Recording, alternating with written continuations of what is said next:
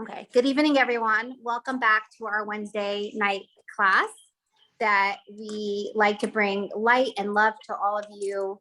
So we always like to start off with being on the giving end. So if everyone can please grab your tzedakahs and put some in the tzedakah box. And how we give, that's how Hashem is going to give to us. So remember that line, how we give, that's how God is going to give to us. So please give generously. So Hashem, God, can give us generously.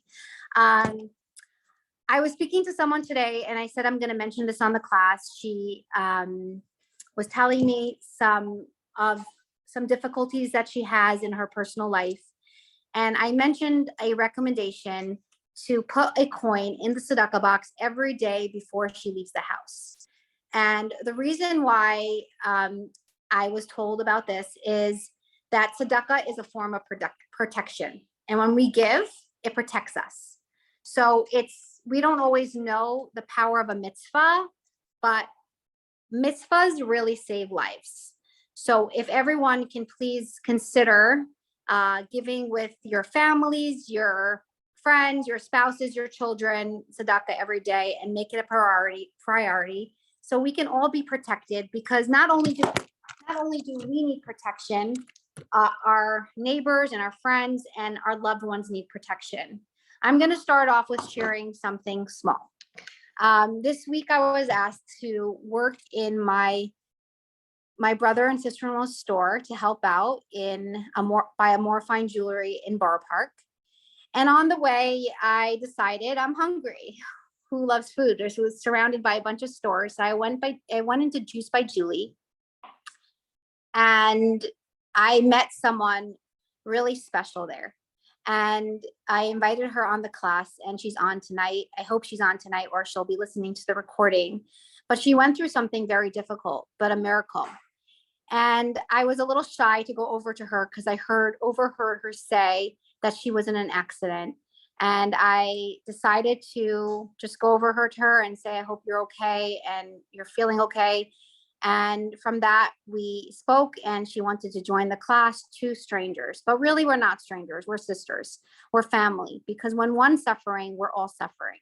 So when we give, we think we're giving for ourselves, but really it's not just for ourselves, it's for others. So let's all try to take on an extra act of a mitzvah of giving tzedakah daily. I know we do it on the class every week, but let's try to bring it into our homes so we can be protected and we can protect our brothers and sisters, and we can say a prayer before for protection, or a kapitel of Psalms Tehillim.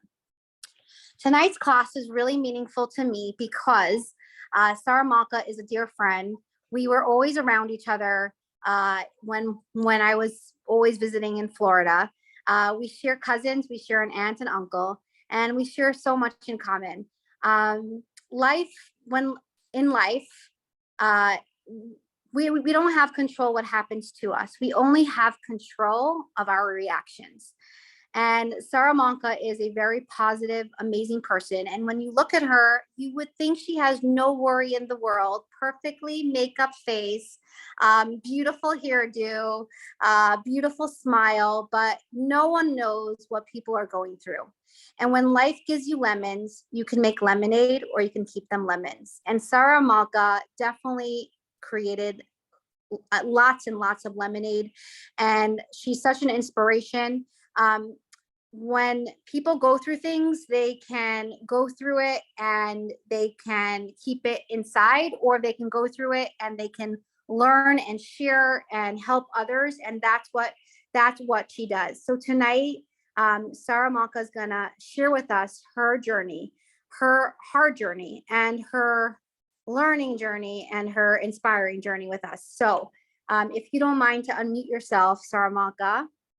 And before we do that, I'm just going to put in the chat box, if everyone can please say amen to all the names I said for Refuah Shalema. And tonight I'm just going to say 2 names, if everyone could say amen out loud. And obviously everyone's in this as well.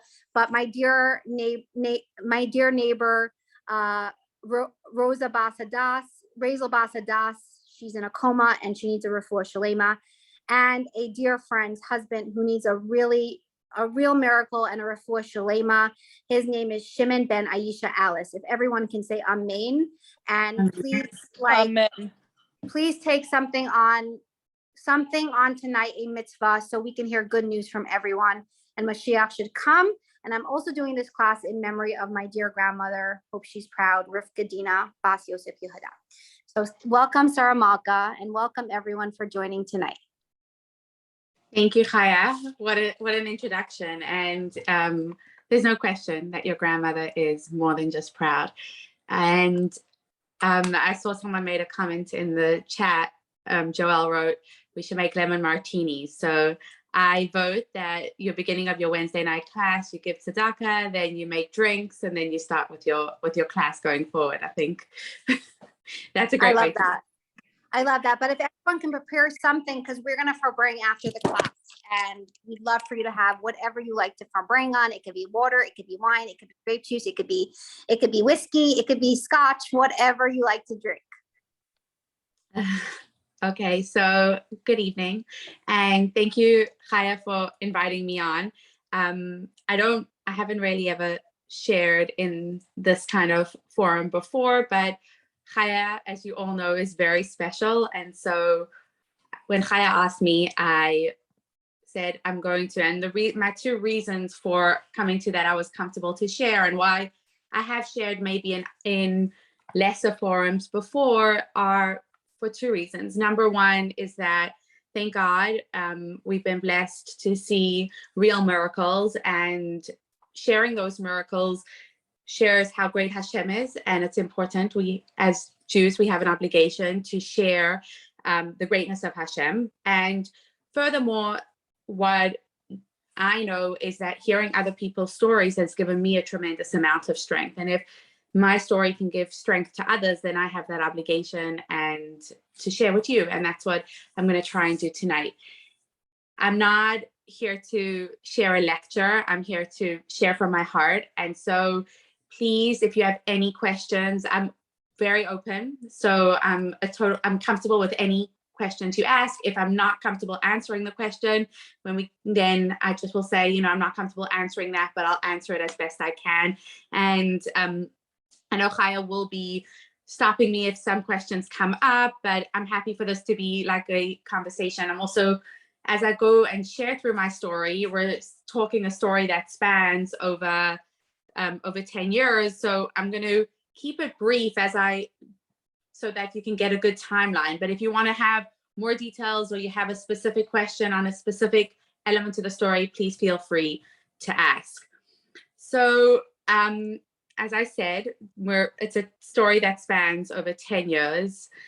We just celebrated, my husband, Yossi, and I just celebrated just 2 months ago, we celebrated our 10-year anniversary, and which I'm very grateful for. And at this juncture, let me say that thank God I've been blessed with a very special man as my husband. And I can't imagine having gone through the past 10 years alone and with anybody else other than him. And I feel like a little baby when I think of the girl that got married 10 years ago.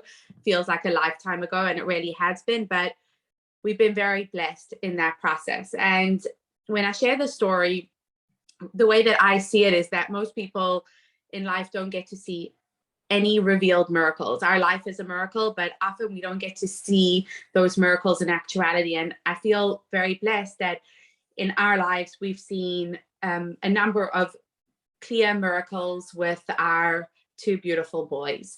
So 10 years ago, after we got married, we were two innocent, a young boy and girl starting out life, not knowing what lay ahead of us. And initially, we were ready to be pregnant, but I wasn't pregnant and didn't think much of it. But after, a year and a half, we realized we should probably get myself checked to make sure everything's okay. And we went to a close friend. I'm originally from South Africa. We have a doctor who we're very close to, who's a fertility specialist in South Africa. And he scanned me and he said everything looks good, but you should probably follow up in the States to make sure, based on your cycle, that everything's okay. And what he had checked at that point was, for those who are familiar, and I'm going to be going into some of these terms as we speak, so I'll share more if need be and ask more questions, but it's how fertile a woman is in their ovaries is like the potential for your eggs, your follicles. And that's kind of like when they stimulate you, how many eggs can you produce? That's how they tell, one of the ways of saying how fertile a woman is. And I was considered extremely fertile.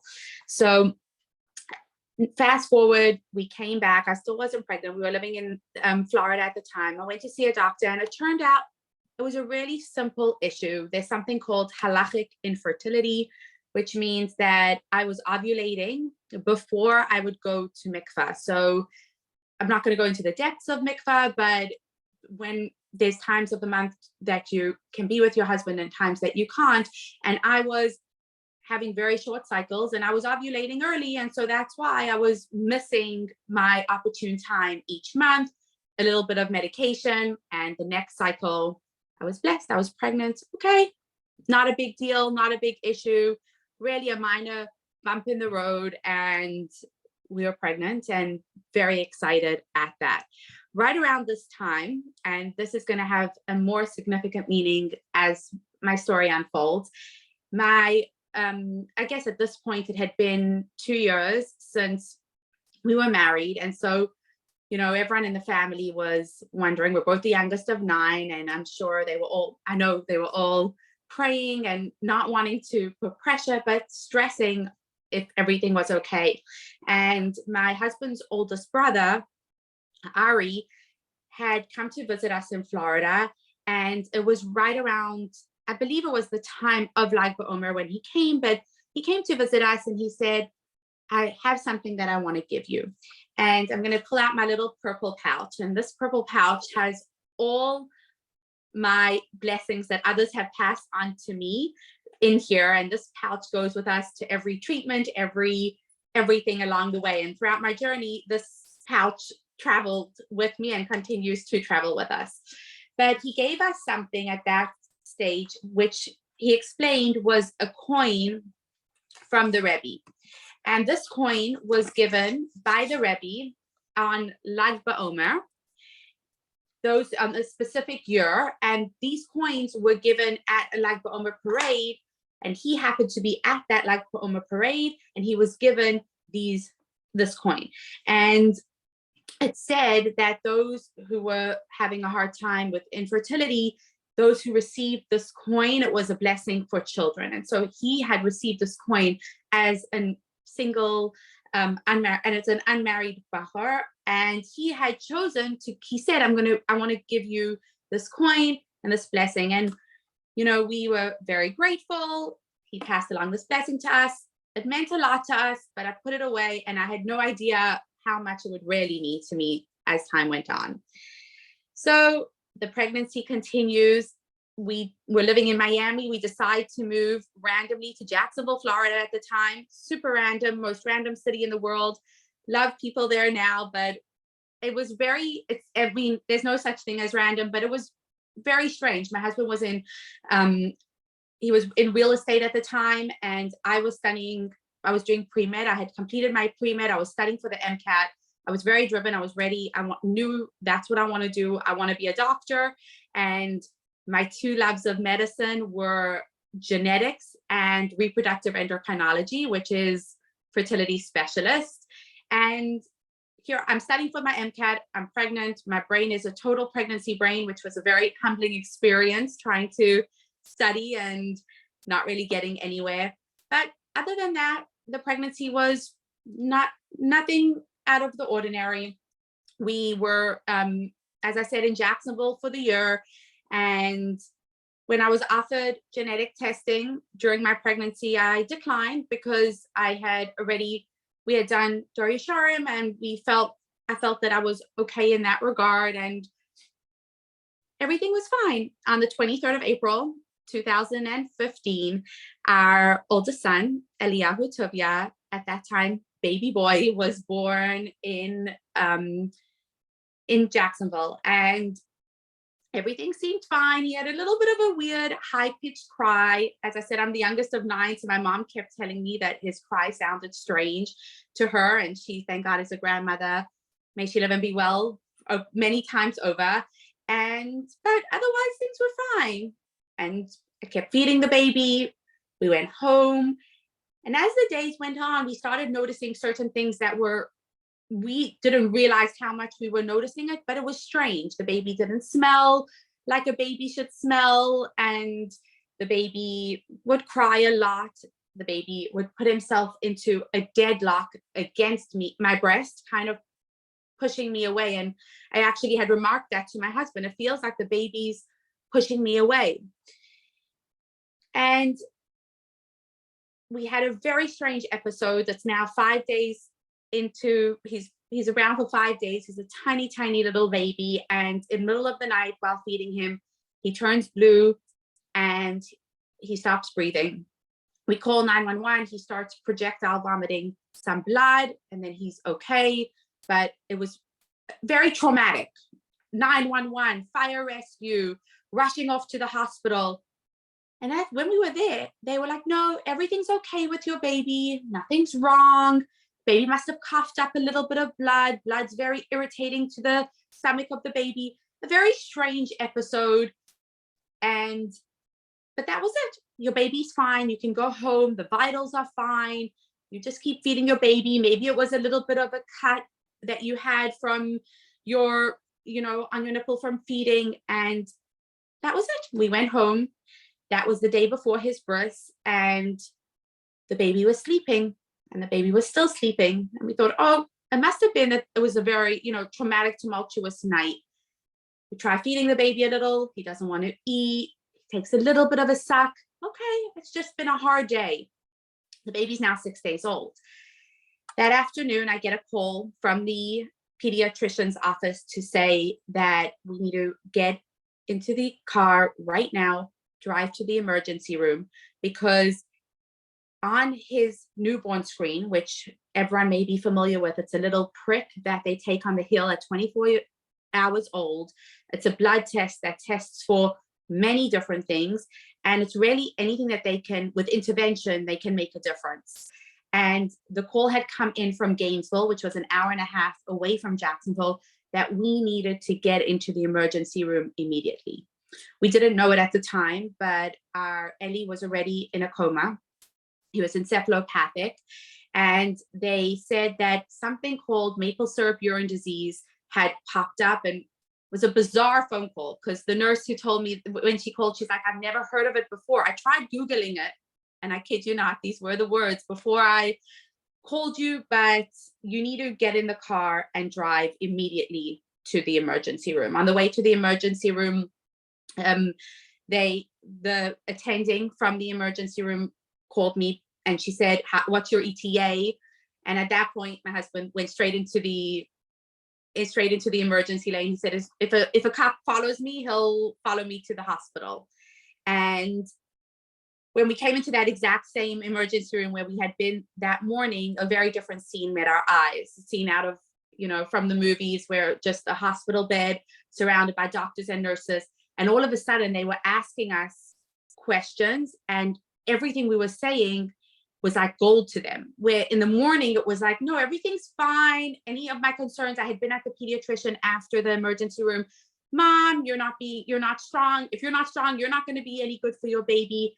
All of a sudden, everything we had been noticing, the strange smell, the fact that he didn't want to eat, the fact that he was doing this motion with his arms as if it was what I now know is called cycling, which is a way that the child is showing, it's the only way that they can communicate beyond crying, to show that something neurological is going on. And from there, Ellie was transferred in a mobile ICU, an emergency mobile ICU, to Gainesville, Florida, the University of Florida, where in the pediatric ICU, he was diagnosed with maple syrup urine disease. And I will share a little bit more about what that means, but I want to stop here to share about the first clear miracle that we saw.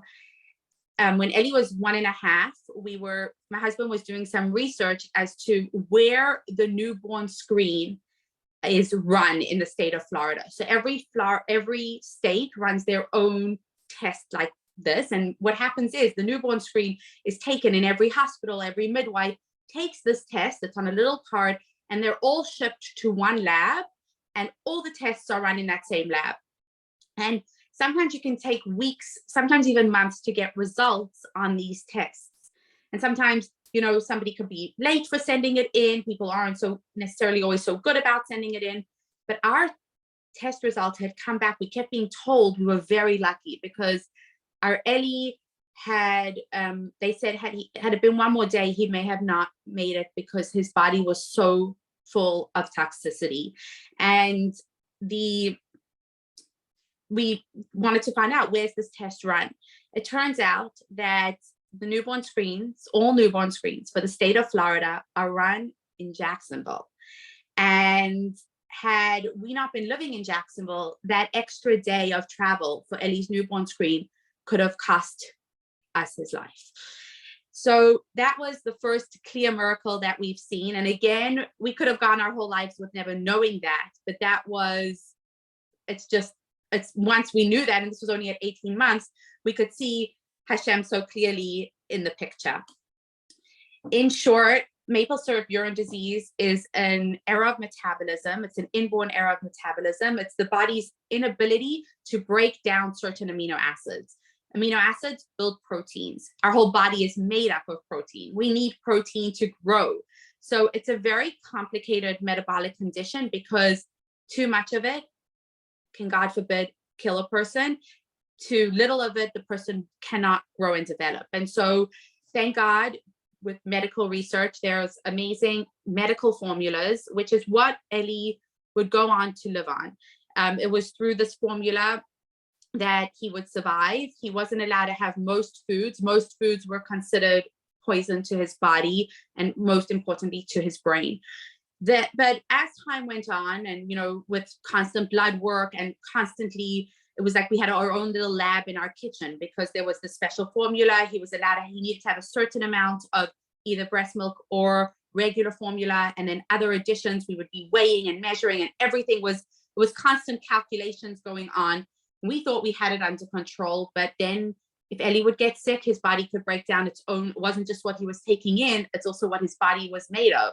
And so when we get sick, we break down muscle protein, and that state could send Ellie into a metabolic crisis. And it was living on a volcano. There was constant fear of, especially as he was developing, and he was developing beautifully, and he's a smart little kid. And I found myself constantly remarking to my husband, are we going to one day say, oh, remember when he was 2 and he was reaching all his milestones, and then we had a metabolic crisis and that would change? It was that constant fear. And there's different ways to treat MSUD. Well, not really treat it, but to really not cure it, but treat it.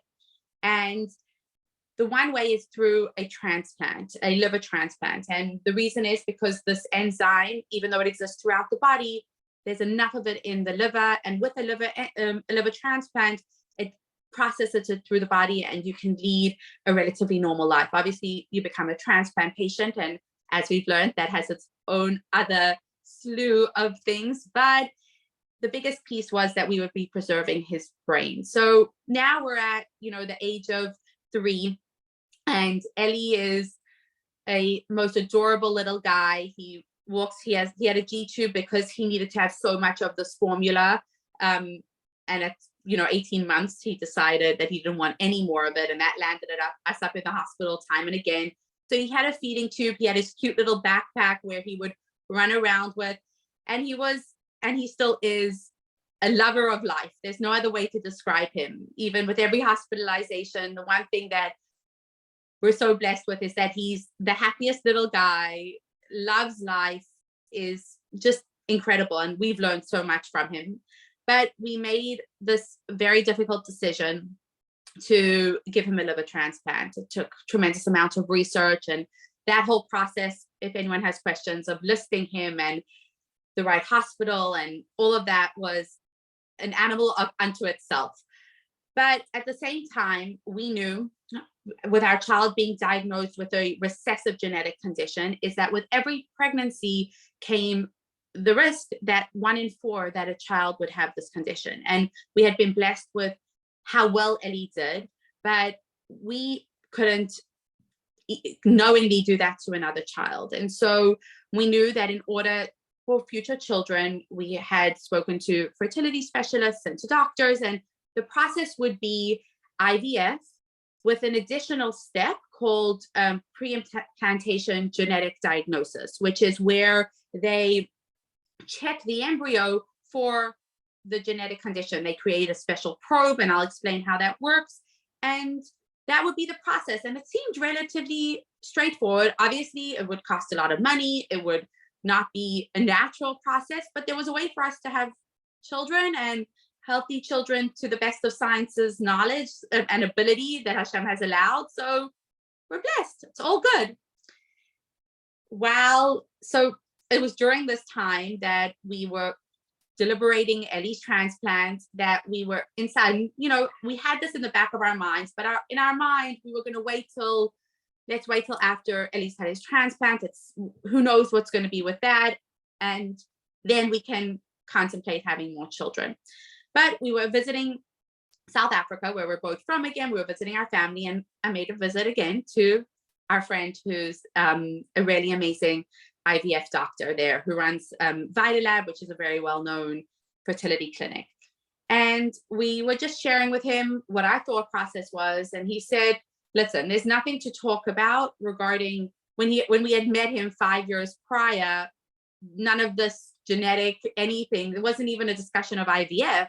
It was just to check that I was healthy and fine, and there wasn't a reason that I shouldn't be able to fall pregnant. But he said, listen, we're talking about something that you can speak theoretically, but without checking you and without scanning you, we have no idea what we're talking about.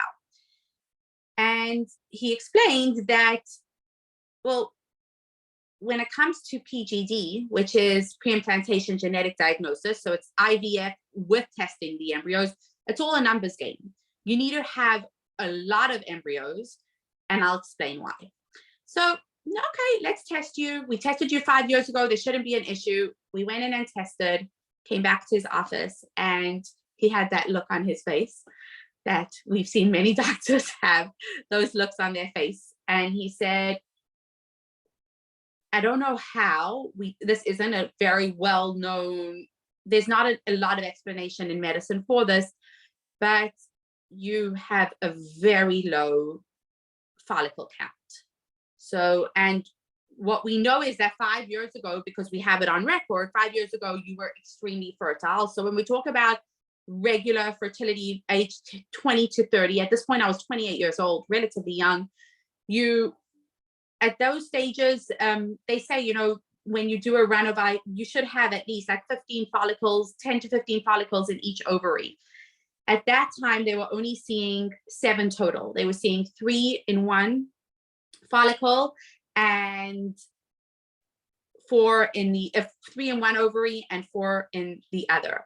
And he said, we don't know why this happens. And we don't know if you were going along and you were doing fine, and then you just had a dip, but now you're plateaued again, and you'll stay like this till you're 45, or if you're in free fall and you're going to go into menopause. So it's called early onset ovarian failure.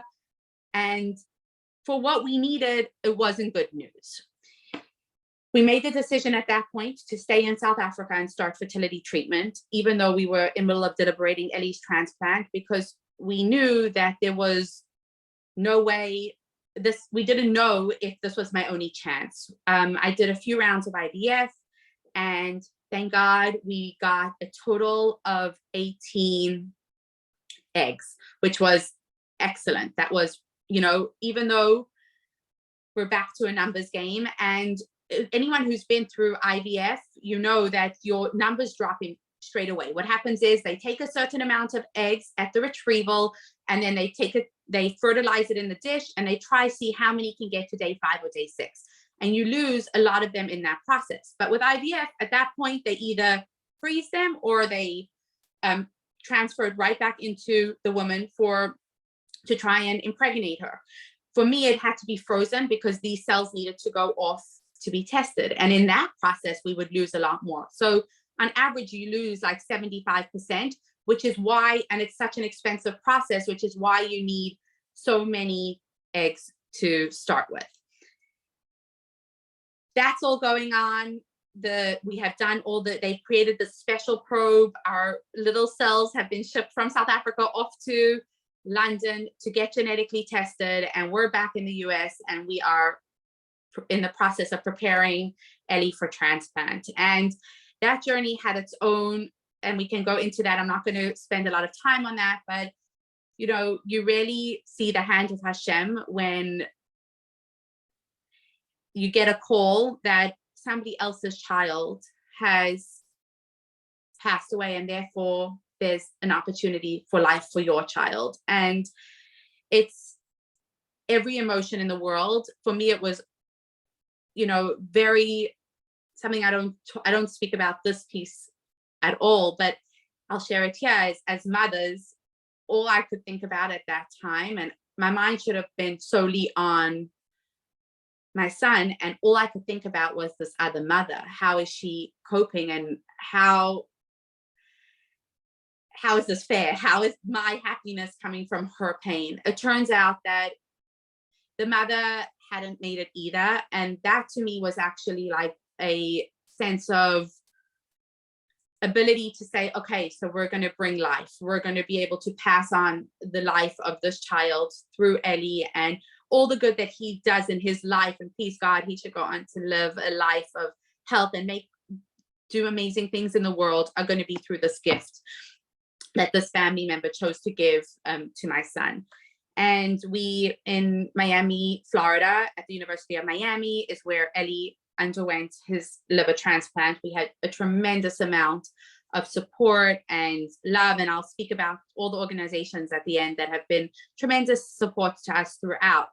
But it's been, the transplant road is a whole different, we traded one thing for another. We went through some very, very dark days during those times. Things were rough after he went through severe rejection.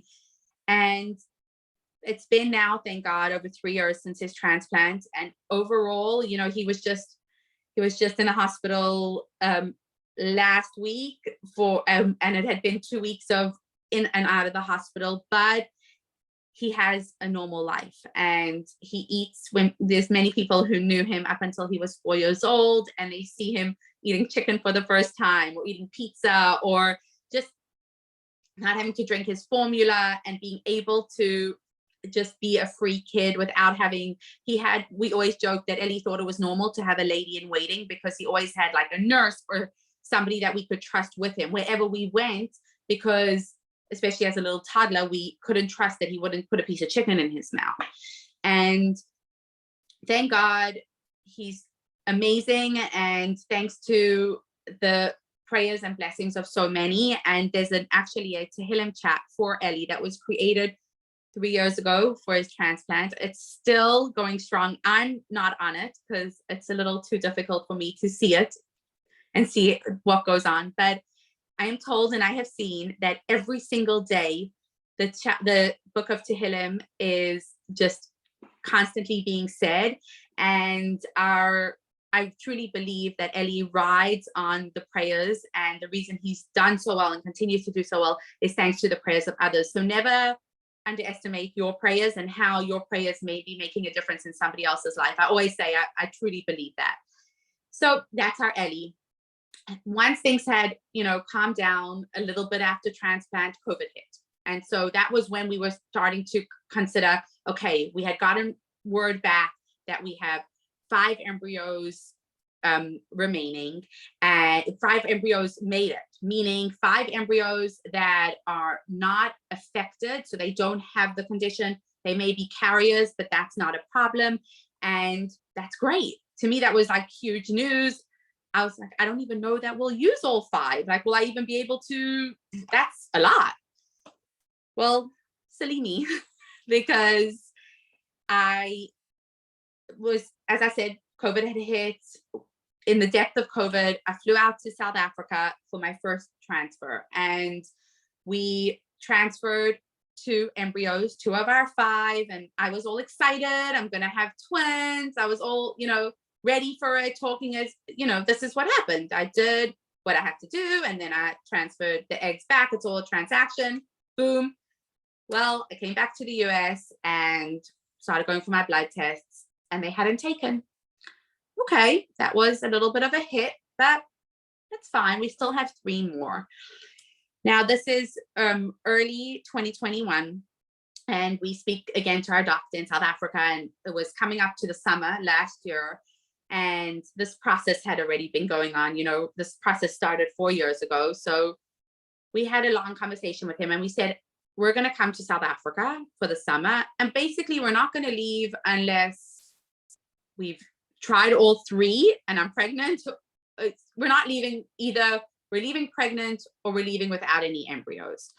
And we went back, we started the process again. I was like, we'll transfer 2, and we transferred 2, and I was pregnant.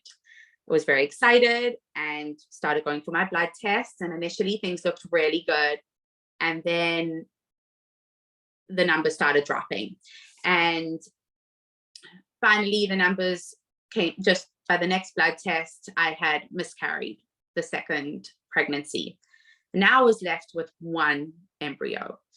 And our doctor called us back in, and he said, listen, you had a normal pregnancy the first time round. Yes, Ellie had a genetic condition, but my pregnancy was normal. I hadn't gone through miscarriages. I hadn't had, typical infertility and an infertility journey when I had come to the clinic. The reason I came to the IVF clinic was because of this genetic condition, and because we wanted to do pre-implantation genetic diagnosis. Yes, in the interim, we found out that I had early onset ovarian failure, but we got the eggs and we had enough. And he said, we need to do more scans and tests. There has to be something going on inside of you that we're unaware of. And maybe it's something from your previous pregnancy, but we can't put that last embryo in without seeing that something's going on. And they did another more invasive test. And at this point, I probably have done a good slew of all the fertility treatments out there. I would venture to say this was the most uncomfortable. But when we brought him back into, when we came back into his office, he had that same look on his face. And he said, I wouldn't believe this if I was seeing it myself, but you have something called a septum in your uterus. I don't know, I'm sure many have heard of like a bicornuate uterus, or when people say that they have 2 uteruses. And it's, the idea is that when a uterus is forming, when you were forming inside of your mother, your uterus started out like this, and as it formed, it goes into a perfect circular shape. And sometimes when that's forming, it doesn't open up entirely. And sometimes it can be a very steep septum, which can cause this double uterus. Sometimes it can be a very slight septum. And he's explained that I have a very slight septum, but that means that anytime an embryo would try and implant itself into the roof of my uterus, which is the normal place for an embryo to implant itself, it would miscarry. And he said, usually somebody with this would have come to our clinic with miscarriage after miscarriage after miscarriage. And this would be one of the first tests we would do to check, is everything okay with the uterus? But I had gone through a normal pregnancy. And I'm going to, again, like I did earlier, stop and say that this was 6 years after our Ellie was born. And what I was being told was that he was not, I always knew he was a miracle. I always knew that his survival was a miracle, but I didn't know that, and I'm talking about open miracles and miracles beyond there's so much that goes on that we have no idea about. The fact that our little Ellie, as a little embryo, had implanted onto the side of my uterus and not onto the roof meant his survival. And I needed to go through a surgery at this point to correct it, which thank God was successful. And then they implanted that last little embryo, which thank God 3 months ago, I was blessed with our second son, and his name is Manny Simcha. Manny Simcha was named, his name is Manny, which was my father-in-law's English name. And it's actually a Hebrew name too, Mem Nun Yud. And when we were in South Africa, we got to spend really amazing time with my parents and my in-laws. And it was during that time that my father-in-law, we all got COVID, and it was just after my surgery while I was going through preparing now for my final, for the final implant for them to put this final embryo back in, that he got really sick and he passed away. And it was during Shiva that we needed to decide whether I was going to trigger myself, which is a week before they put in the embryo. And I really didn't want to. I was against it. I said, this is, we're running a Shiva house. This is crazy. And both my husband and my mother-in-law were adamant that this is exactly what my father-in-law would want. And I do believe that he went on high and he prayed for us. And that's the reason that, thank God, 2 days after Shiva, 2 days after getting up from Shiva is when we went in, and that's the embryo that took. Now, when was my Manny born? My Manny was born a week before Lag BaOmer. And his bris was this year on Lag BaOmer. And when I was thinking about that, I had my little bag, and my mom had bought a whole bunch of, she had brought me $1 from the Rebbe and a letter from the Rebbe. And as I said, I have this little pouch, and this little pouch has gone with me from everywhere. It's gone through every fertility treatment. It goes under my pillow. Every time my Ellie lands up in the hospital, we take it, it goes under. It's got, it's got a lot of special little things inside, and it's a lot of blessings. And I like to keep that close to whoever needs it at that time, their head. And when I was she took out some things, and all of a sudden I took out the bag, I was opening it up, and I took out the Lag BaOmer coin, and I said, no way, Manny's bris is going to be on Lag BaOmer. This is the special coin that my brother-in-law had given us almost, we're talking about 9 years ago. And then I realized, wait, not only that, but our Ellie was born during the Omer. And so his upsharon, his hair cutting, when he was 3, was on Lag BaOmer. And Manny, his bris was on Lag BaOmer, and his upsharon is going to be on Lag BaOmer. And both of their bar mitzvahs are going to be on Lag BaOmer. And so when my brother-in-law, I choose to think that when my brother-in-law gave me this coin all these years ago and passed on this blessing, to him, it was a blessing for children. But we see it so clearly how we're going to please God. We have had, and we will continue to have these special celebrations for our family and for our 2 blessings, our boys, on that day. And I truly believe it's through that gift and through the blessings and the miracles that are around us. And so that's an overview, and probably a lot more details than I was going to share initially of our story. But I hope that what I've imparted is that we hear this a lot, that miracles are always around us, but we sometimes don't feel that they happen to us. But we see, when we put those glasses on and when we're open to it, we start to see that there's real miraculous things happen to each and every one of us. And I just want to point out that we've been tremendously, tremendously blessed. When Chaya started by saying that I've made lemonade out of lemons, it's not true, because we've been very blessed. I've had my dark days, but we have been blessed over and over. And I'm so grateful to Hashem, and I really wish those blessings upon others. And the more you go through, the more you realize how blessed you are. And all you need to be is in a pediatric ICU for a week and see the children that are coming in, and you realize how blessed you are.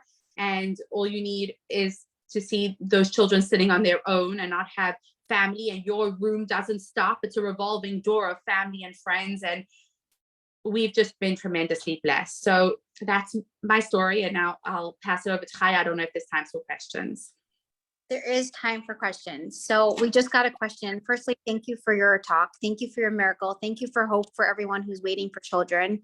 It's really amazing. Before I ask the question, I just want to share something very cool. The reason why I got Sarah Malka to share her story was because a very, very dear friend of mine knows that I know Sarah Malka, and she said to me, I was at her birth and I want to share with you what she shared. And she shared a couple of things. And then I hysterically started to cry. And I only started to cry. I don't usually cry. If you know me, I'm not one to share my emotions to many, only to few people. But that Thursday night before I saw my dear friend on Shabbat, she was in town, a very special friend. My father is a jeweler, and I'm the jeweler's daughter, and I am a little bit obsessed with jewelry. You could see my bracelet, all my bracelets. This is vintage, his vintage collection. And sometimes I sift through his stuff. And sometimes when it's not even, when I don't ask permission, but I kind of go over to him and I say, Todd, it's okay, right? Just to make sure that I'm in the clear. But he like secretly laughs, and he said a really funny story. So I'll just share it really fast. But he said, Chaya, you know, in Mitzrayim, when it was really, really dark and the Mitzrayim couldn't see anything, the Egyptians, and the lights were turned off and all the Jewish people got to see everything that they had, that's you. I know everything that my dad has. And we both burst out laughing. But one day I was going, not through his stuff, but maybe a little bit. And I came across something that Thursday night before I heard this on Shabbat. I came across this Lag BaOmer coin. I have one already that I wear. It's just getting fixed. It got broken, but Lag BaOmer coin. And I think it's actually the same coin that you have. And I sat there and I was hysterically crying because I felt that it was a sign from Hashem that everything, the miracles are going to come to for me. So here's the coin. And it's basically, it basically says to jump over it, that everything's going to be good, and to jump over it in Hebrew.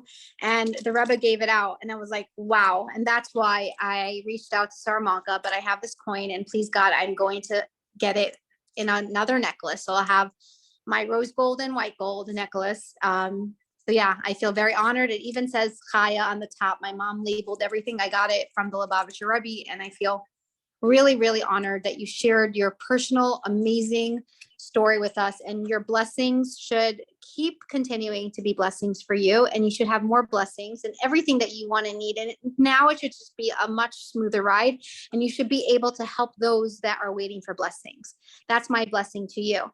We have a question from the audience, and it says, Chaya, did she end up becoming a doctor, or has devoted herself to her family, which is heroic?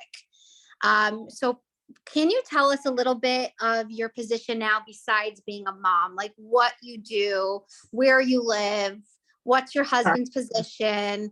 It would be very interesting to hear. Okay, so sure. So the last piece geographically was we were living in Jacksonville. So after our son Ellie was born, we chose to move back to we wanted to be closer in Miami, closer to family, but we didn't want to be all the way in Miami. And now it's a good decision, because if anyone's been there with the traffic lately, it's crazy. But we met the most incredible couple, Rabbi Moshe and Dini Shiner, and we were introduced to them by a mutual friend, and we came to live in Palm Beach. My husband works in business, and we wanted to be part of a community that we could be involved in. And soon enough, after we moved here, I started getting more involved. At that time, I was just taking care of Ellie, but I started working for them, and then I started working for them more and more and full time. And I got very involved in the Palm Beach Synagogue, which is truly the second blessed place to Jerusalem. But we love it. We've been here now for 7 years, and it's our community. But I was studying for my MCAT. My love is still, I do love medicine. I still have dreams of going back to medical school. I was told when Ellie was diagnosed, the doctor said it straight out to me. She said, sorry, you're going to have to put your medical dreams on the back burner for now. And as my brother always says to me, you got your own patient. And I do believe that I learned, my two loves were very much were for reproductive endocrinology, which is fertility, and genetics. And who knew that my two things that I was so interested in were really what I would be faced with. And it gave me the strength and the knowledge to deal with it. That being said, who knows, maybe I may go back to school, but also through the synagogue, along with Rabbi Shiner, we started something called the Solomon Leadership Program, which is a teen mentoring and leadership program, which gives me a lot of pride and joy, and I absolutely love it. And it's started as a program in the synagogue. We're coming up this year with 12 chapters, and it's really teaching the foundations of values and morals to tomorrow's teens. So that's another one of my big passions. And with my husband, after we went through this, we started an organization called Genetic, which was to educate others on to understand genetics and not be scared of genetics, and know that we all carry different things. Every single person on the Zoom, every single person you'll see in the supermarket is a carrier of at least 5 different mutations. And when somebody has a child, so this is talking specifically through recessive genes, when somebody is affected, it just means that both the parents had to carry that same gene. And so it's not that this, to try and help remove the stigma. And so no, I did not take the traditional route. I unfortunately did not go to medical school yet, but I've had a lot of special experiences over the past 7 years, and I consider myself young still, so who knows? Young in years, but you definitely have been through things that most people who are in their like the high 90s never been through. So I am so appreciative that you shared your personal vulnerable story, because it's going to help many people are tuning in tonight, and many people come on to the recording as well. So does anyone have any questions? Please ask. Sarah Malka is so gracious that she's an open book, and sometimes when someone asks a question, it's really there to help someone else. So if you have something to ask, please do, or you can write it in the chat box and I can ask it for you. Again, don't worry. If I'm not comfortable answering it, I won't, but chances are I'll be okay answering your question. One thing that I loved that you shared was that you carry around your gratitude, like miracle folder. It's amazing. I love that. And I love that you're so gracious and you see the miracles and you live it, and it's amazing.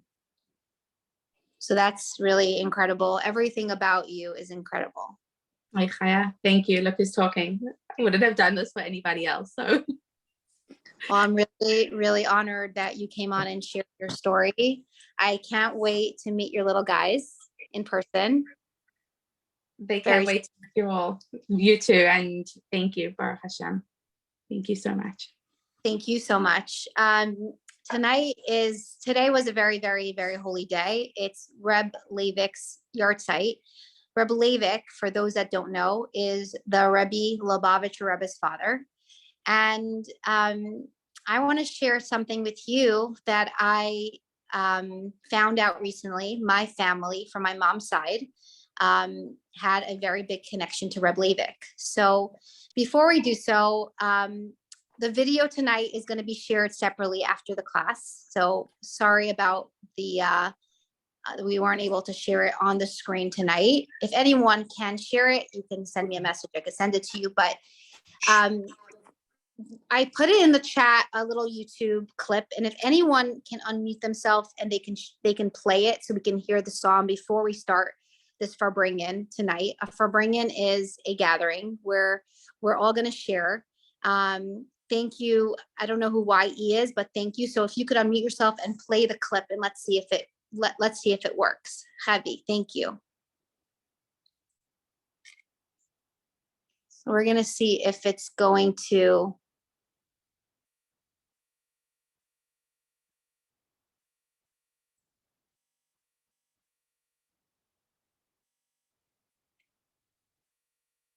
Hold on just one moment. We don't hear it yet. So Javi, if you could unmute yourself. Or if someone else wants to play it that has a phone and a device, if they could just put it on. It's just a I'm niggin. gonna try. Amazing.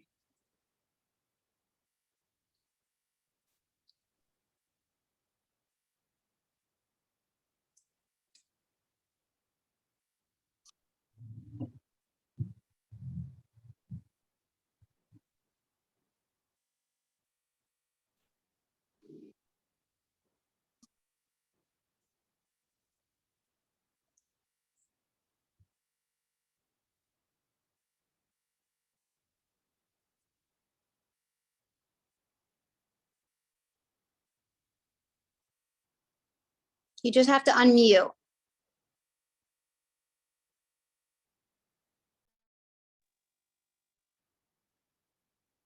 Okay, I don't think it's working. So if everyone at home could open up the clip and listen to the niggin, that would be really nice to start off the Farbrengen with a niggin. But the Rebbe every single year used to have a Hasidic gathering of Farbrengen in honor of his dear father. Imagine knowing that your father was in prison and he was being tortured and there was nothing that you can do for him.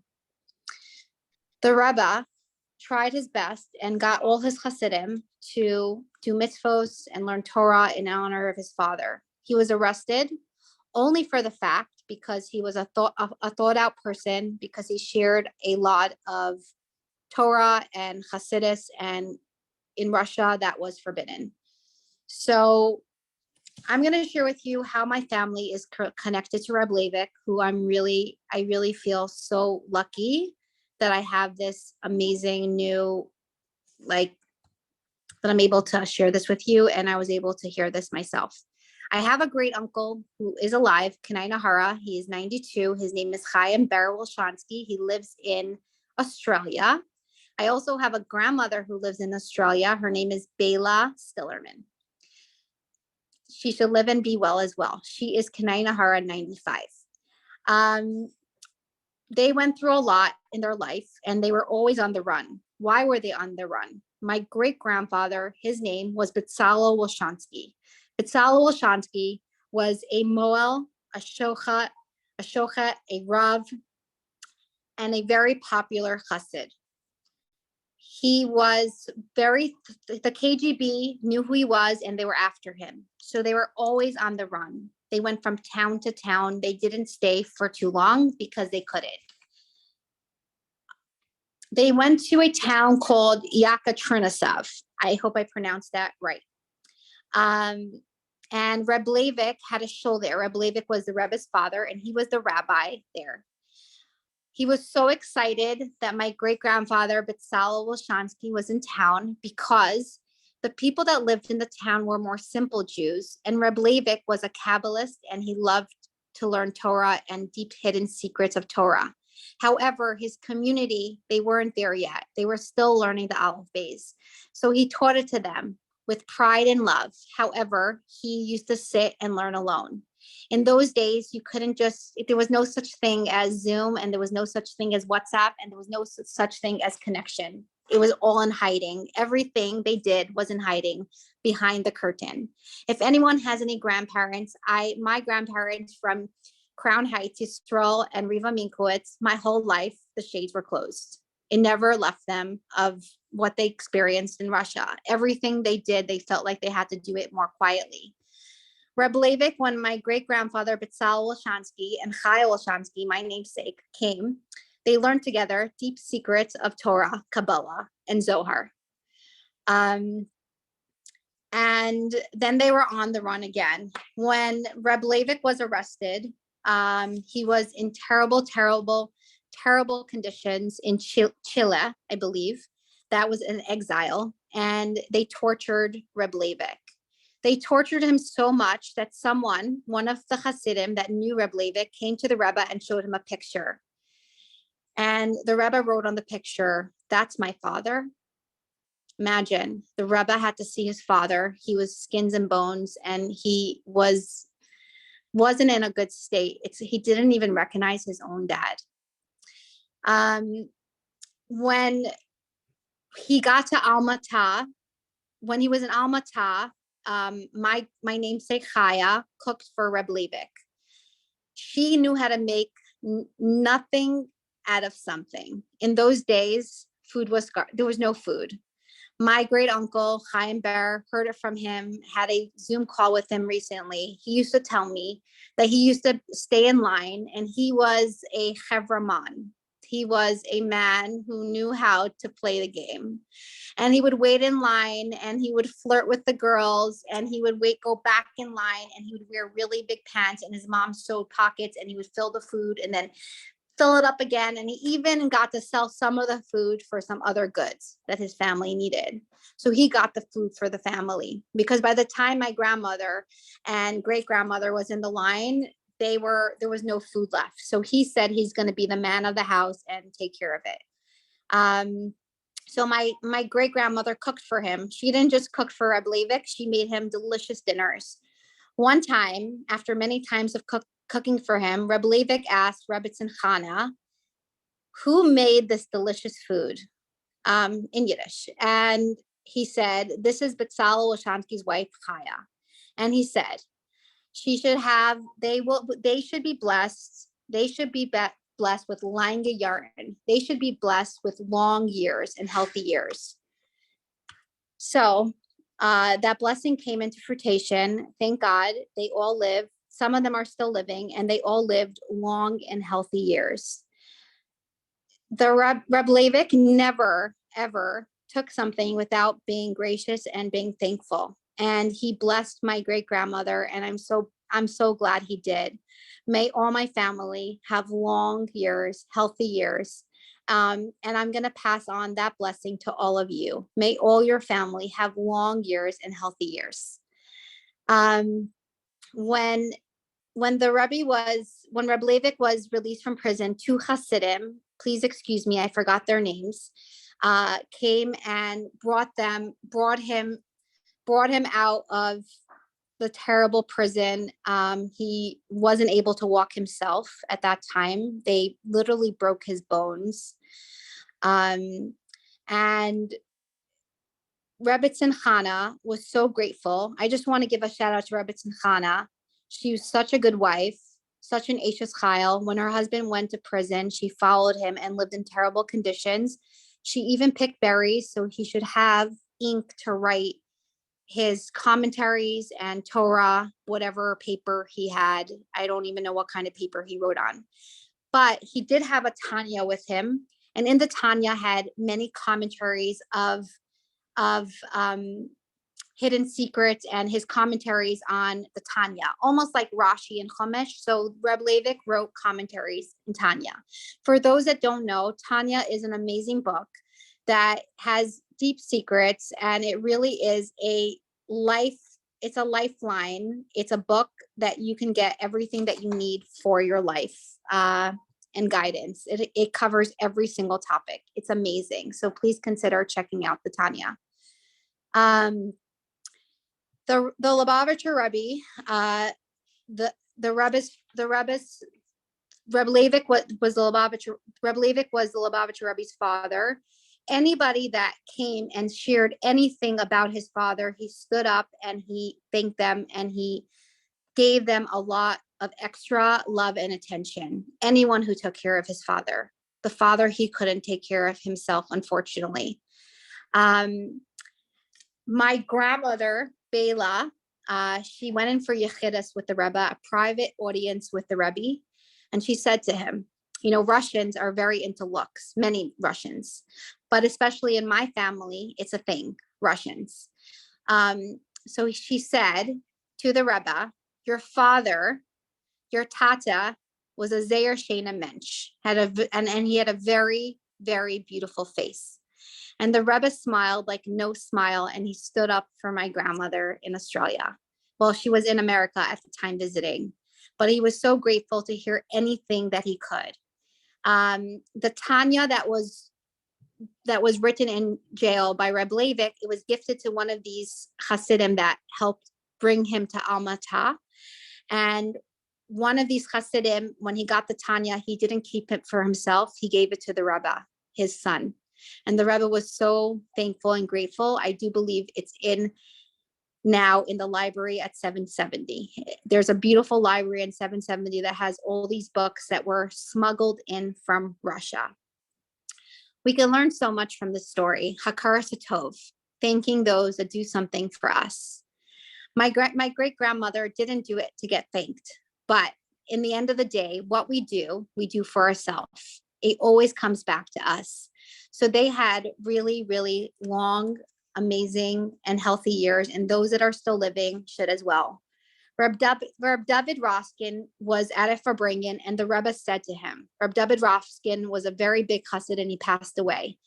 He said to him, can you tell me anything about my father? He said, I was really a small boy then, but I will tell you about what Betzalel Wilshansky, who's my great-grandfather, told me that a translation on Tanya. So there is actually a video of it. I could send it to anyone that understands Yiddish of Reb Label Roskin, sharing this information with the Rebbe at a Farbrengen. So my family had a very big connection to Reb Leivik. In life, we have a choice. We could either do just for ourselves or we can do for others. I'm really proud that my great grandmother, and in Russia, it wasn't easy to cook for another family because really there was no food. They were starving. I'm going to tell you a story that my great uncle told me just yesterday. Thank you to my cousin Shua, who went to the hospital. So Chaim Ber Ben Chaya should have a complete refuah shalema and he should come home. But thank God his head is all there and he has a memory like no one other. And he told me a story when he was a young boy. When he was in shul, this is how close they were to Reb Leivik. When he was in shul, my great uncle Chaim Ber was a big troublemaker. He used to make a lot of noise. Now we all know that when we're in shul, no one likes when we're praying that when people make noise. So what do we do as Jews? We shush them. Reb Leivik was so close to my great uncle that he would shush him in shul. He would say, shh. He probably needed it. But he did tell me the following. He said Reb Leivik had such an insane learning head, meaning he knew so much Kabbalah that for him, he didn't even know how to speak this simple language. So much of what he said, even if it was simple, went right over his head. Reb Leivik was a close friend and he spoke very fondly of him. He told me that once when he was going to shul, Chaim Ber, which I heard on a recording just today, that was recorded yesterday, he said that there was an apple tree. They were starving. In Russia, there was no food. However, there is some laws that you're not allowed to take from other people's fruit trees. And they were so religious that the father said no. On the way, they then saw a truck. Sorry, not a truck. There was no trucks then. They saw a horse and buggy, and on the buggy there was grapes. The father said, you can have some of those grapes. This was on Shabbos. So they made a bracha and they had some grapes. So they got some relief. My great grandfather was a very, very religious man, and he held very strongly of what he did. There was a time in Russia, just to give you a sense what Russia was like, someone knocked on his door. Avram Fried sings a song about my great grandfather, and he was put a bag over his head. He was terrified, and he thought it was the end of his life. He was taken by a SS man, a Secret Service man of the KGB, to his house. It turned out this man was Jewish, and he had a baby, and he wanted a bris, but he couldn't let my great grandfather know his location or anybody else, and it was made into a song. That's the kind of life they had. If you wanted to be Jewish, you had to fight for it. You had to do it in secret. There was no such thing as going out and being a proud Jew. There was no such things. My great uncle Chaim Ber shared with me the following. The Russians back in the day, just so you should understand the kind of life it was, on every street corner, there were SS men, there was KGB. Papers every single block. Imagine how much anxiety you can have from that. How afraid they were. So the next time you see someone from those times of the Soviet Union, please understand what these people went through. I didn't always understand why my grandmother didn't want to travel to America. Now I do. I was very, I'm just going to mute. Sorry. So basically there were you had to ask for papers from the street. Chaim Ber was someone, my great uncle, who saved many, many Jews in Russia on Shabbos. He traveled with my great aunt, who's no longer alive. May her neshama have the highest aliyah. And they're both, in my humble opinion, anyone that saves a Jew, it doesn't matter what your religion, how you serve Hashem, you are a tzaddik and a tzaddikus. So that's who they are. And I told him, I said, you are a tzaddik. And he laughed. I said, don't laugh. You are a tzaddik. What you did. He worked with the Futterfass and Label Muchkin. They worked together. He told me yesterday a story that he heard from Reb Futterfass. Reb Futterfass were one of the three men and that worked together. They saved Jewish people and they got people out in terrible conditions. But that's how my family's here today, and many of the people on this chat's family. And after, we'll open up the mic so everyone can share anything that you would like to about Reb Leivik, because I feel that he suffered so much for us. He deserves this night. So basically, he saved many, many, many Jews. And he told me that he doesn't even know how the miracles came about. He said there were miracles day and night. He said he should have been shot, but he got away. He was a cute little short man. No one thought anything what he was up to. He didn't ask anyone's names. He didn't ask for, because he didn't want to know anyone's name. So if God forbid he was captured, he would never have to, under torture, tell on another Jew. Reb Leivik was tortured. He never, ever, ever told on another Jew. Mastering on another Jew is one of the terrible things that you can do when you tell on someone. Reb Leivik took the torture to his body. He went in a young man. He was just, I believe that he was in his 60s when he passed away. He went as a young man, and he came out as an old, broken man.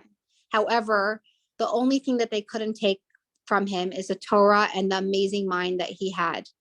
Today, I was just told yesterday by someone that today that in Russia, they have a lot of regrets for how they treated Reb Leivik, but it's too late. However, it's not too late for us to honor Reb Leivik's life and start learning more Torah like we do every Wednesday. So thank you everyone for coming on. Reb Leivik was an exceptional human being. He had an exceptional mind. And he left us many of his teachings, and we should tap into it. One story before I open the mic for everyone to share. My great uncle heard from Mendel Futterfass. He was a big, big chassid. You can Google him on YouTube. You'll see things from him, but he was one of the three men that saved many, many Jews.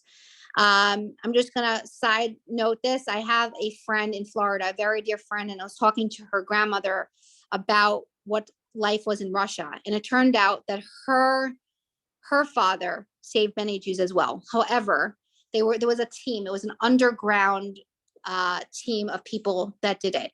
And this woman was so proud that we had so much family history, and back in the day, no one spoke about what they did. That till today, these people should be heroes. We're all here because of these people from Russia, our families that were in Russia. So he said the following: back in the day, the Russians were so horrible. They used to take children away from their families. And when they had the children by them, they used to tell them terrible things about their father. Your father is going against the government. Your father is bad. And they would brainwash these little boys. They had a special unit for people that had math skills. And there were a lot of Jewish boys that had amazing brains, because at the end of the day, everyone is born with gifts and talents, but some of them were they were mathematicians, and they basically taught them, and then they had these higher up positions in the government. Many of these Jewish boys already forgot that they were Jewish because they were taken from when they were little. One particular boy that was taken from the Russians, he wasn't religious at all. nothing, didn't practice anything. However, he knew he was a Jew. His father died in prison. There was in like a forced labor camp, and he knew that. However, what got him is his sister was very, very sick, and she was on her deathbed. And he wrote on a paper, this man in the government, he was a Jewish man, Yud K Vav K, okay, Hashem's name on a paper and put it on the wall. And when he did that, he said, God, if I'm going to make you a deal, if you save my sister tonight, if you save my sister, I will look into my roots and become more Jewish. And sure enough, his sister was saved, and he kept his word, and they had to smuggle him out to another town because he would have been arrested. And he raised a religious Jewish family. True story. Just heard it yesterday. Most of you probably never heard this story because it was said by my great uncle, Chaim Ber Bolshansky. He should literally live till Mashiach and with Mashiach because he deserves it. And may we have Mashiach already, and may there be no more pain or suffering. I'm going to open up the floor if anyone wants to unmute themselves and turn this into a Farbringen and share something about Reb Leivik. Please do. Sharni, do you want to say something?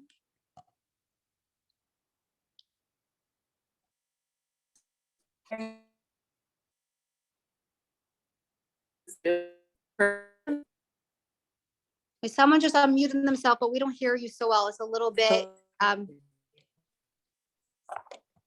you hear me? a little bit.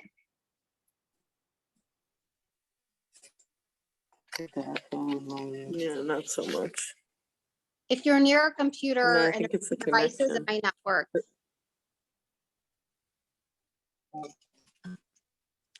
Well, yeah, Katrin is.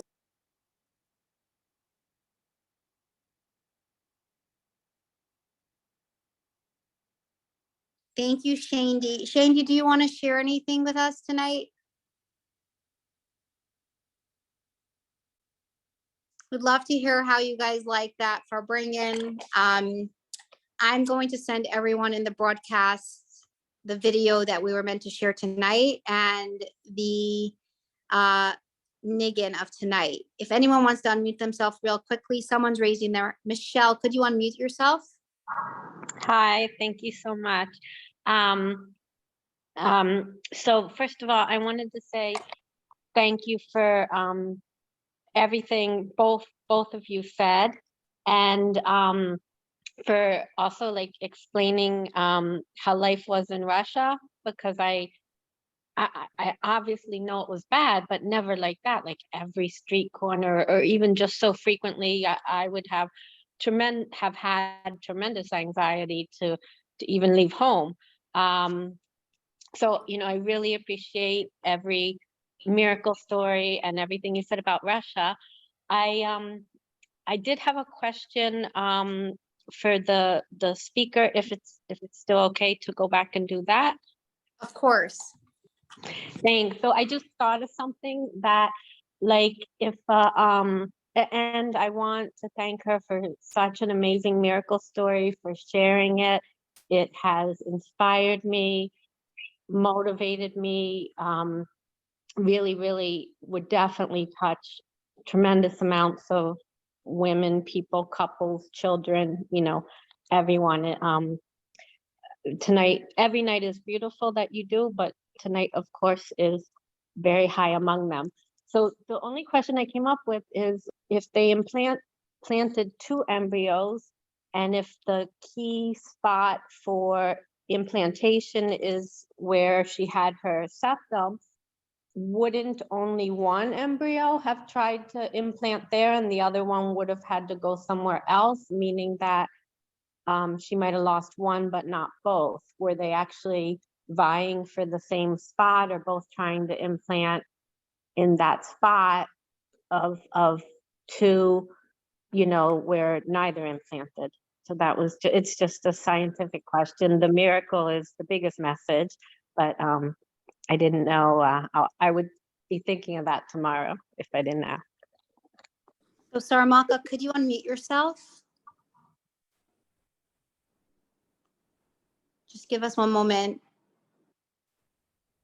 If she's not on right now, maybe she stepped away, I will show her. I'm here, but if Oh, you can repeat the question, I'm sorry. Could you repeat the question one more time? Oh, thank you. Okay, so first I thank you so much for sharing your beautiful and very personal miracle journey.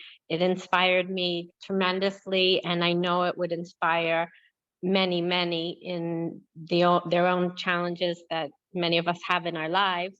And so the question was just a scientific one of that if implantation is most frequently at the top of the uterus, and if they implanted 2 embryos twice, wouldn't only one have tried to implant there and the other one would have had to go somewhere else, or were 2 actually trying to get to the same area to implant? Okay. It's only scientific question. The miracle story is the biggest, most important takeaway, but I would be thinking about it tomorrow if I didn't ask. Sure, of course. So it's a great question. So the way IVF works is that, sorry, I'm just in a little bit of a noisy spot, so let me move. That's why I was on mute. So the way IVF works is that when they do implant, they actually implant directly by the roof, because the roof is the most viable chance for a pregnancy and the best place to implant. They put the embryo right by the roof, and the goal is for it to implant by the roof. So by that method, I would have only miscarried. There was no way it wouldn't have happened that it went to the best of my understanding, that it would have gone to one of the side walls. But so basically it was a recipe for disaster, but then a recipe for a miracle in the long term. Wow, amazing. Thank you so much for sharing everything. I really appreciate it. My absolute pleasure, and thank you. And each one of us has our own experiences and our own miracles, and may they just be revealed. And Chaya, thank you so much for sharing, and you should just be blessed for everything that you do and for this amazing class, which I'm so excited to be able to join and hear from others in future weeks. But may Hashem really just bench you over the top for all you do for others, because you are just pure goodness. Amen. You're awesome. Amen. Shandy, do you want to share something? I saw you unmuted. We'd love for you to share. Now, I'll just say something about the Rebbe's father, being that today we were very, today was and continues to be a very, very special day, the day of the yahrzeit of the Rebbe's father. And I'll just share something very short, which I think is a beautiful thing. On the 20th of Av, in 1958, I believe it was, the Rebbe spoke at a Farbrengen on this day to honor his father. And he said many things. But one of the things he said was something that I think can really inspire all of us, no matter where we are and what stage of life we're at, or how old we are, or what our lifestyle is about. And he said that he would like to tell us all, of course, in honor of his Holy Father, that we should take upon ourselves to do things in the vein, or in the way of the word of ufaratzta. Ufaratzta means, and you shall spread forth. It's a phrase in the Torah that speaks about you shall spread forth.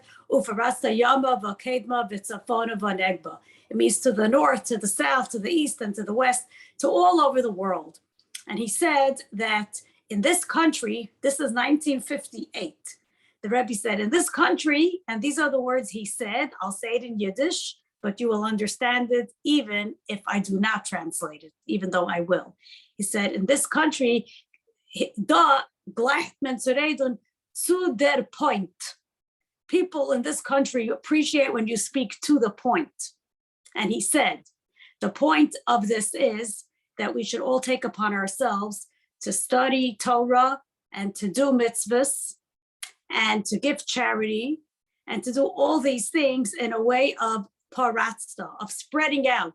When we spread out somewhere, we don't think of any kinds of things that keep us back.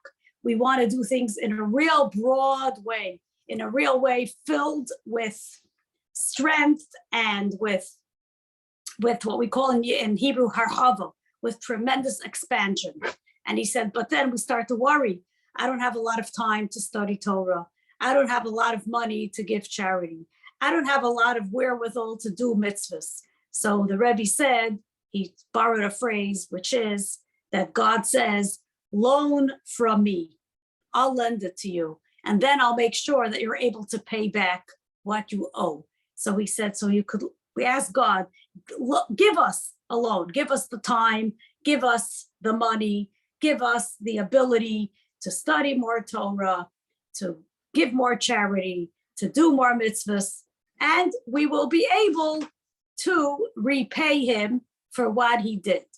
So this is just a message I want to share with you and leave you with on this special holy day, because these are the words the Rebbe himself spoke in honor of his father so many years ago. And so I want to bless everybody who was here with us this evening. Thank you so much, Sarah Malka, for your very, very beautiful, inspiring story. I realized the minute Chaya said your name that I actually had the great fortune of meeting you this past Shabbos in Florida. So that was fantastic. Now I got to meet you twice in a very short period of time. Thank you, Chaya, for your beautiful farbrengen. Thank you, everybody, for joining. And the real takeaway is we should all be able to, each in our own way, to add in a little bit of Torah, to add in a little bit of mitzvahs, to add in a little bit of charity. From the little bit should become a lot.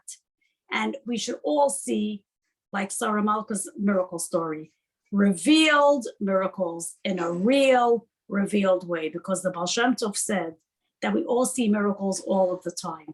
What is the issue with seeing a miracle? The issue is that sometimes we don't even know it's a miracle because some things happen all the time.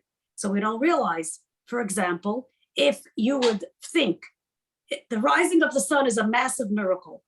It's unbelievable. Every day, rain, snow, sleet, or hail, no matter what happens, the sun rises. The sun always rises. It never does not.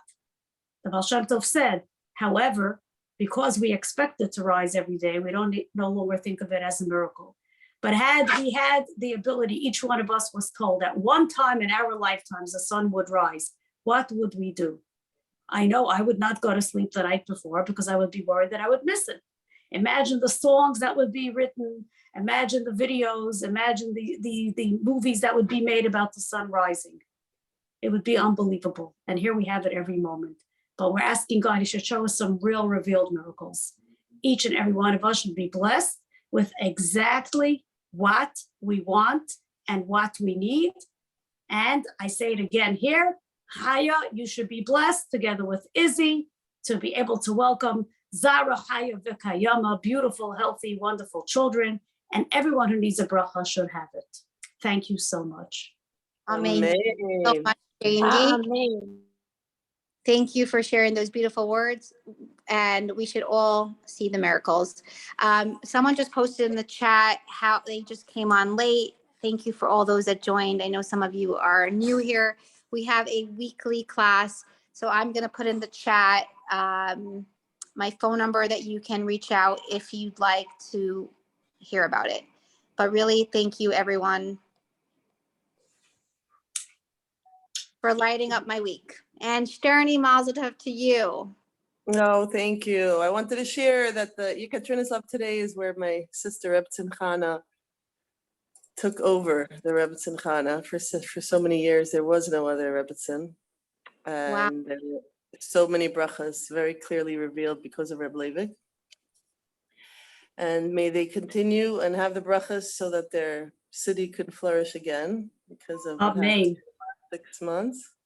And I also want to share one thing that Rabbi Broin shared today by my son's bar mitzvah at the Eihel. He said, the Rebbe so beautifully made his father into something so great because of this day. He verbringed unbelievable verbringings on this day. And he made the whole Hasidic community and the world more aware of a father, of how precious his father was to him. So it's so interesting how, everyone focuses on the amazingness of the day, but on this amazing day, we should focus on honoring our fathers, and of course mothers too, because I was sitting there, he's like, oh, kibbut aim as well. And the Rebbe made sure to focus on that special day. But today's day is, and I think the takeaway is amazing, that everybody should reach out, whether in the living or the departed, to do something special for their father. Whether it's a phone call, a visit, everybody knows what or you don't even realize how much we can do more than what we did till now on this special day. So l'chaim for the amazing day, l'chaim to all of our actions, because the Rebbe was the best example for everything, but today he highlighted kibbut av. So may we all emulate his ways and help bring the revelation of Mashiach. L'chaim. Amen. L'chaim. Amen. Grab it. L'chaim is right. And we should celebrate with Mashiach. Amen. Thank you all so much. Good night. Thank you, Shandy. Good night. Mazel tov, Shterny. Thank you. And Arlene, thank you. I love you, and Fran and everyone else. Good night. Good night.